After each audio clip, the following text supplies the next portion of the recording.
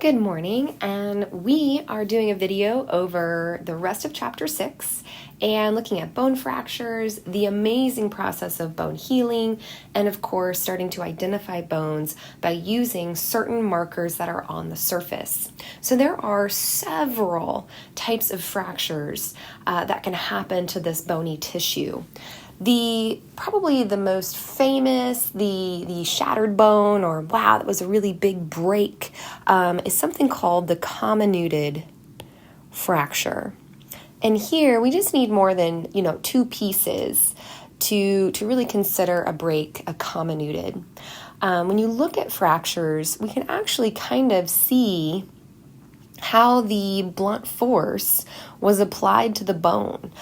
So we have a lot of different ones where we see, let me go to this one down here, where we see, we maybe got hit with something at an angle. So it creates this oblique line or a fracture. We have probably a pretty popular one down here. There's that word again, transverse. Transverse always means horizontal. It means we got hit perpendicular and it just carried that force all the way through the bone and broke it along that force. Some other really popular ones that happen, especially if you are an athlete, and my soccer players, my basketball players, if you leave your foot planted on the ground, and so you spin around, but your foot is still on the court, and then you get hit from the side or something like that, we're going to see a spiral fracture kind of go up your leg or the bones of the leg. And so we actually see almost like this corkscrew pattern go up the bone. Some other kind of interesting ones that we see, especially in children. Remember, as we get older and as we go through puberty, that's when we really start to harden all of the bones or ossify the bones. In children, especially younger children, their bones are pretty flexible still. We've started the process of ossification, but it probably hasn't gone all the way through. So most children are going to get something called a green stick fracture. And really, this is only like a partial break of the bone. So we have enough ossification to splinter the bone or break it part of the way. The other side is still pretty flexible, and so we see it kind of bend with that break. So green stick fractures are really seen in children. Some kind of interesting ones, things that I've seen as I've treated patients. I've seen this. I was working in E-chair and in the emergency chair, and a young boy came in. He was probably about 10, and he was playing during PE, and they were playing basketball, and he was running down the court. He tripped, and he didn't break his fall with his hands. He actually broke his fall with his face. So when he got up, one of his teeth in the front was missing. And normally if you knock out a tooth, you pick it up, maybe put in a little bit of milk, and you bring it to the dentist, and you know what? We pop it back in, we splint it, and we let it heal. But they couldn't find his tooth. And he was in quite a bit of pain. So they brought him to the emergency chair at the dental school. And so we took an x-ray, because I kind of had an idea of where this tooth ended up. And I said, oh my goodness. He's sitting in the chair, and I say, hey, you know what, can you tilt your head back for me? I just need to check something real quick. And sure enough, when he tilted his head back, I looked up his nose, and I could see the impacted part. So the impacted part of one bone, which is technically the tooth, shoved all the way through his nasal sinus, and the root of the tooth was pointing, I could see it, in his nose. So that's where it was, which is actually not too bad. So all I did was I brought the tooth down, splinted it up, and he was good to go. But yeah, the ones we see a lot in the dental field is impacted teeth being driven through your maxilla or mandibular bone. So kind of crazy. So we have lots of different fractures. And maybe you've heard of, oh, well, that's an open fracture or a compound fracture. We can break bones so badly that they exit the skin and we can see the bone poking through the skin. So you know what? It doesn't matter. It doesn't matter how severe the break is. If you seek medical treatment and you get your bone set in a cast, sling, whatever is necessary, that bone, whether it's poking out of the skin or not, whether it's shattered or not, it will heal. This is absolutely incredible. So what happens is your bones have kind of a step-by-step repair process. And this is something that you definitely need to know. So what happens? I like to think of it in terms of common sense first. Like before I even look at all of these science terms down here, I just want to think about, okay, if I break a bone, Dace has been talking about there's tons of blood supply. So if I break it, I'm going to bleed. And that is the first stage. In fact, we have so many blood vessels throughout the entire bony tissue that you're going to bleed a lot. And you're going to create a big blood area. Well, we have a name for that, and it's called a hematoma. There's that word heme again. That means blood. Oma means growth. So it's literally a blood growth. So hematoma. We've got lots of bleeding in this area. So right away, we're going to bleed. We're going to try to clot the blood and seal off this area of damage. And we see lots of cells start to migrate into this area. We start to clean up the blood. And right away, we start to regenerate our blood vessels. Very, very important. We have to have a blood supply if we want to heal. Then we start to try to put like a weak bandage on the wound. It's a pretty big job. And right now I just need to slap something together to try to hold these pieces in place.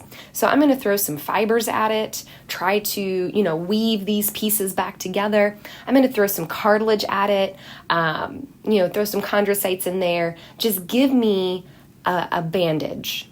Now, this bandage isn't made with the best material. It's still pretty weak, but it's going to hold the bone kind of together.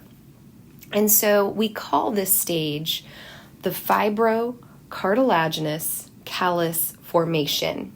So there's those fibers. So there's the fibers. This is the cartilage. So this is what the bandage is made out of. And it forms like a little callus. Maybe you guys have even worked or worn a callus on your hand or your foot. Just kind of a big area of tissue. So over time, we're going to create a better bandage. So when we get to step 3, we're going to remove kind of the messy bandage and we're going to start to replace it with some bony tissue. Now, this bony tissue still isn't the nice, really hard and dense tissue. No, this bony tissue in this 3rd stage is mostly spongy. So mostly spongy, but we're forming a harder bandage. It makes it, the 2 pieces to where they really can't move away from each other. Now, the reason you're probably in a cast for up to 6 weeks is because we need to spend some time really healing and tweaking the bone. So we have a long stage called the bone remodeling stage. And this is where we're going to bring in that compact bone. This is where we're going to get that nice dense bone. We're going to really start to form it. And then maybe we formed a little too much, so we have to thin it down. Or, we need to add. And so we're just really piecing together the bone. And it's going to look almost brand new when we're done with this stage. It's going to be nice and seamless. And you'll never know that a break was there. And so it's really impressive how this tissue can rebuild itself after a major damage. So you got to know your 4 steps: hematoma, weak bandage, that's the fibrocartilage callus, better bandage, that's the bony callus, and then we spend the time to remodel and make it look good as new. All right, this is the big section. They introduce this in chapter 6 because if you don't get these terms down in chapter 6, labeling the skeleton and identifying bones is really, really difficult in chapter 7 and 8. So we're going to work with these definitions here. So this is very, very important.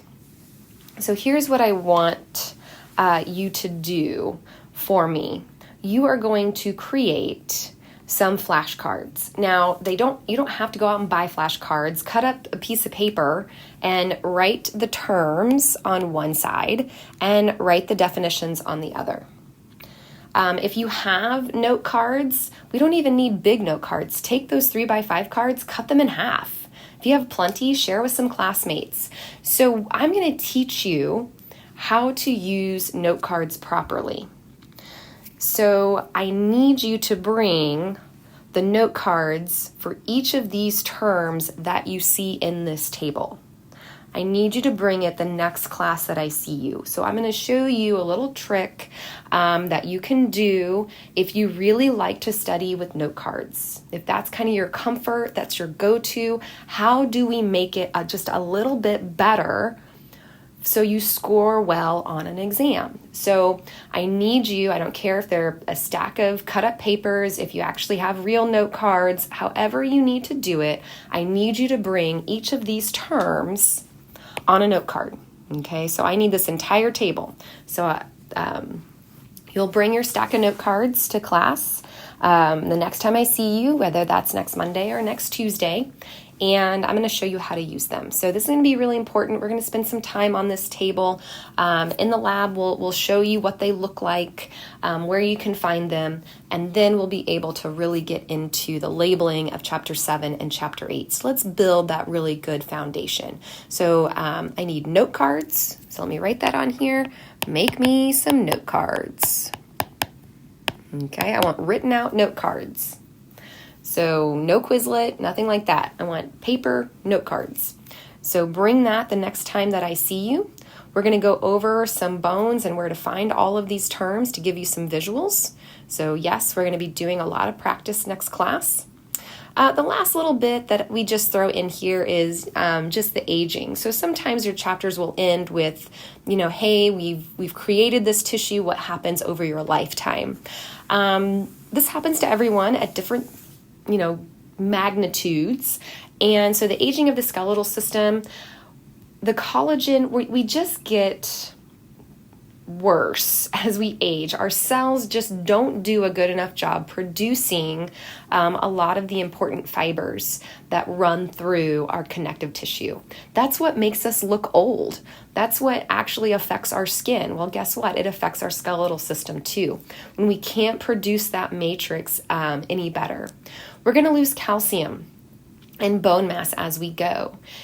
If our bone cells get way out of whack, if our osteoclasts really start eating away our bone and our osteoblasts can't keep up, we can see something like osteoporosis. We can see what you have, these really pitted areas that you see in this picture here, where we just can't replace the bone fast enough. And that's what brittle bone looks like. So that's kind of what happens as we age with this type of tissue. So here are our objectives for chapter 6. I'm going to really work on cartilage, the long bone characteristics, osteon characteristics, and we're going to practice bone markings. So it's really important that you get this down. There is another video after this, so after you're done with this one, take a little break and then watch the labeling of the skull. So we're going to jump into chapter 7 next. Thank you for watching.